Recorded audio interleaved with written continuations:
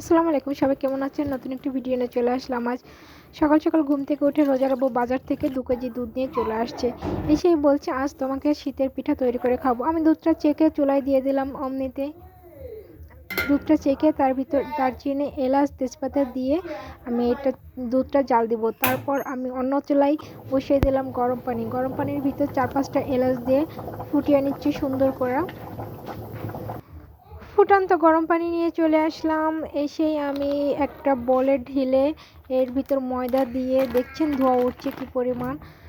আমি ময়দাটা মেখে নিয়ে রেখে দিব। যখন রোজার আব্বু বাসায় ফিরবে তখন সে এটা দিয়ে পিঠা তৈরি করবে। এখন দেখার বিষয় সে কী পিঠা তৈরি করে আমাদের খাবে। যাই হোক, স্বামীর হাতে পিঠা একটু স্পেশাল লাগছে খুব। ফাইনালি সে চলে আসছে। আমি এই যে বড় একটা প্লেটে একটু গুঁড়া ছিটিয়ে দিলাম যাতে পিঠাটা না লেগে যায়। সে পিঠা তৈরি করে খাওয়াবে আমাদের সিয়াই পিঠা। জানি না কোন জেলায় কোন নামে পরিচিত এই পিঠাটা, অবশ্যই কমেন্ট করে জানাবেন।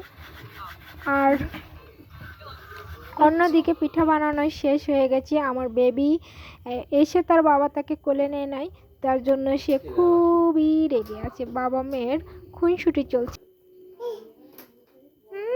ঢং করছেন, বাবার সাথে ঢং করছেন।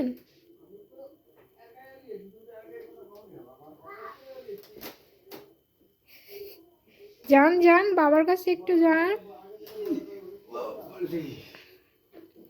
মাম্মি,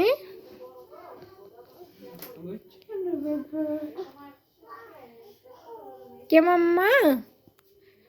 বাবার পরে রাগ করে আছেন? ও বাবা,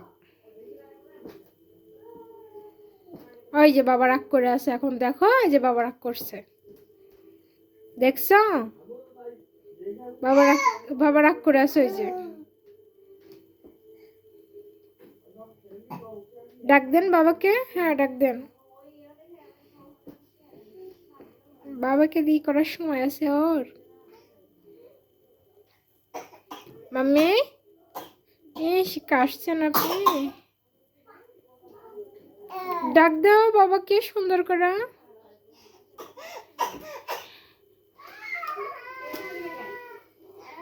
না,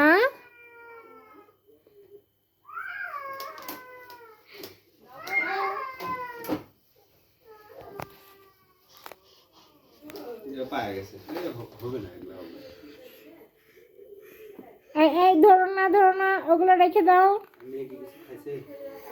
সুজি খাওয়ালাম। আবার কি খাও?